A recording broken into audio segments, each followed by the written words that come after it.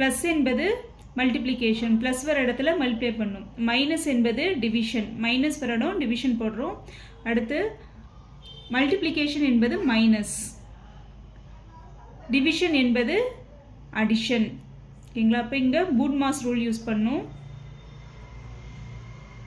First டிவிஷனை பண்ணணும். First division part இந்த இடத்துல 25 into 32 divided by 4 8 minus 12 plus 3.